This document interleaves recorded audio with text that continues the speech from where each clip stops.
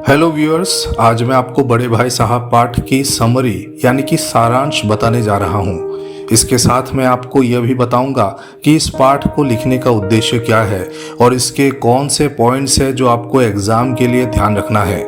इस लेसन को आपने अभी तक नहीं पढ़ा है तो इस वीडियो को सुन लीजिए, आपको पूरा लेसन अच्छे से समझ में आ जाएगा। साथ ही इसके नेक्स्ट वीडियो में मैं आपको इस लेसन के क्वेश्चन आंसर बिल्कुल सरल भाषा में दे दूंगा जो एग्ज़ाम में आपके लिए काफ़ी फ़ायदेमंद साबित होंगे। तो चैनल को सब्सक्राइब कर लीजिए ताकि आने वाले वीडियोस का नोटिफिकेशन आपको मिल जाए।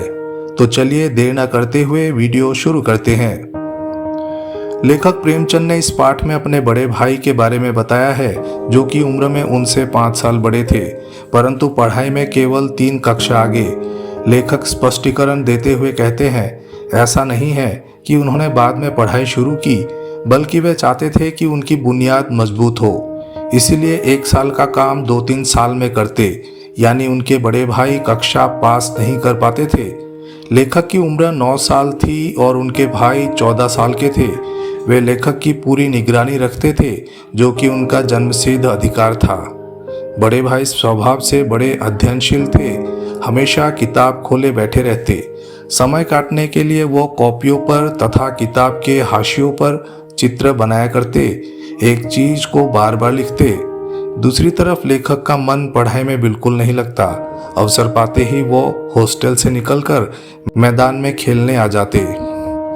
खेल कूद कर जब वो वापस आते तो उन्हें बड़े भाई के रौद्र रूप के दर्शन होते, यानी बड़े भाई बड़े गुस्से में दिखाई देते थे।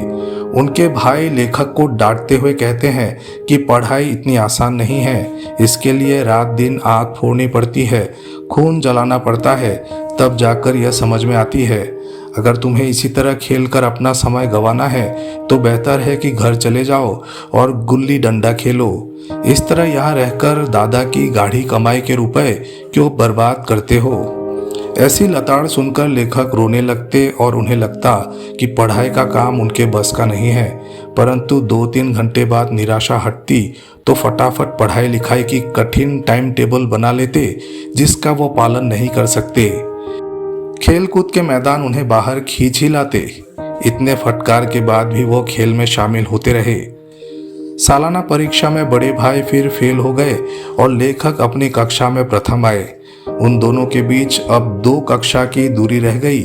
लेखक के मन में आया कि वह भाई साहब को आड़े हाथों ले, परंतु उन्हें दुखी देखकर लेखक ने इस विचार को त्याग दिया और खेल कूद में फिर व्यस्त हो गए। अब बड़े भाई का लेखक पर ज्यादा दबाव न था। एक दिन लेखक भोर का सारा समय खेल में बिताकर लौटे तब भाई साहब ने उन्हें जमकर डांटा और कहा कि अगर कक्षा में अव्वल आने पर घमंड हो गया है तो यह जान लो कि बड़े बड़े आदमी का भी घमंड नहीं टिक पाया, तुम्हारी क्या हस्ती है। अनेकों उदाहरण देकर उन्होंने लेखक को चेताया। बड़े भाई ने कक्षा की अलजबरा, ज्योमेट्री और इतिहास पर अपनी टिप्पणी की और बताया कि यह सब विषय बड़े कठिन हैं। निबंध लेखन को उन्होंने समय की बर्बादी बताया और कहा कि परीक्षा में उत्तीर्ण करने के लिए मेहनत करनी पड़ती है। स्कूल का समय निकट था, नहीं तो लेखक को और बहुत कुछ सुनना पड़ता। उस दिन लेखक को भोजन निस्वाद सा लगा। इतना सुनने के बाद भी लेखक की अरुचि पढ़ाई में बनी रही और खेल कूद में वो शामिल होते रहे। फिर सालाना परीक्षा में बड़े भाई फेल हो गए और लेखक पास। बड़े भाई ने अत्यधिक परिश्रम किया था और लेखक ने ज़्यादा नहीं। लेखक को अपने बड़े भाई पर दया आ रही थी। जब नतीजा सुनाया गया तो वो रो पड़े और उनके साथ लेखक भी रोने लगे। पास होने की खुशी आधी हो गई। अब उनके बीच केवल 1 दर्जे का अंतर रह गया। लेखक को लगा यह उनके उपदेशों का ही असर है कि वे दनादन पास हो जाते हैं। अब भाई साहब नरम पड़ गए। अब उन्होंने लेखक को डांटना बंद कर दिया। अब लेखक के मन में यह धारणा बन गई कि वह पढ़े या ना पढ़े वह पास हो जाएंगे।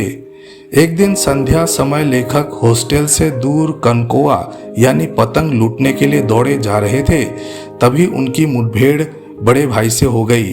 उन्होंने लेखक का हाथ पकड़ लिया और गुस्सा होकर बोले कि तुम 8वीं कक्षा में भी आकर यह काम कर रहे हो। एक जमाने में 8वीं पास कर नायाब तहसीलदार हो जाते थे। कई लीडर और समाचार पत्रों के संपादक भी 8वीं पास है, परंतु तुम इसे महत्व नहीं देते हो। उन्होंने लेखक को तजुर्बे का महत्व स्पष्ट करते हुए कहा कि भले ही तुम मेरे से कक्षा में कितने भी आगे निकल जाओ, फिर भी मेरा तजुर्बा तुमसे ज़्यादा रहेगा और तुम्हें समझाने का अधिकार भी। उन्होंने लेखक को अम्मा दादा का उदाहरण देते हुए कहा कि भले ही हम बहुत पढ़ लिख जाएं, परंतु उनके तजुर्बे की बराबरी नहीं कर सकते। वे बीमारी से लेकर घर के काम काज तक में हमारे से ज़्यादा अनुभव रखते हैं। इन बातों को सुनकर लेखक उनके आगे नतमस्तक हो गए और उन्हें अपनी लघुता का अनुभव हुआ। इतने में ही एक कनकौवा उन लोगों के ऊपर से गुजरा। चूंकि बड़े भाई लंबे थे, इसलिए उन्होंने पतंग की डोर पकड़ ली और हॉस्टल की तरफ दौड़कर भागे। छोटा भाई भी उनके पीछे भागने लगा। तो इस कहानी से हमें यह सीख मिलती है कि केवल किताबी ज्ञान के माध्यम से हम जीवन में सफल नहीं हो सकते हैं। जीवन में पढ़ाई का जितना महत्व है, उतना ही महत्व खेलकूद का भी है। हमारे लिए किताबी ज्ञान के अलावा व्यवहारिक ज्ञान यानी कि प्रैक्टिकल नॉलेज भी ज़रूरी है, तभी व्यक्तित्व का विकास हो सकता है। अब बात करते हैं कि इस लेसन में कौन कौन से पॉइंट्स आपको ध्यान में रखने हैं जो एग्ज़ाम के लिए ज़रूरी हो सकते हैं। पहला पॉइंट है बड़े भाई साहब का व्यक्तित्व।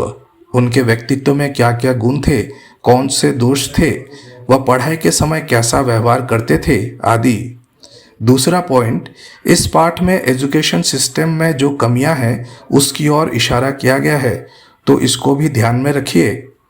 तीसरा पॉइंट, घमंड करने पर कैसे किसी का भी सर्वनाश हो सकता है, इससे जुड़े जो उदाहरण दिए हैं वो आपको याद रखना है। इसके अलावा पाठ में अनुभव का भी महत्व बताया गया है। इससे जुड़े जो उदाहरण दिए गए हैं वह भी आपको देखने हैं। कुल मिलाकर आपने अगर लेसन को अच्छे से समझ लिया है तो आप आसानी से एग्जाम में हर सवाल का जवाब दे पाएंगे। Thank you for watching. Please like and subscribe the channel.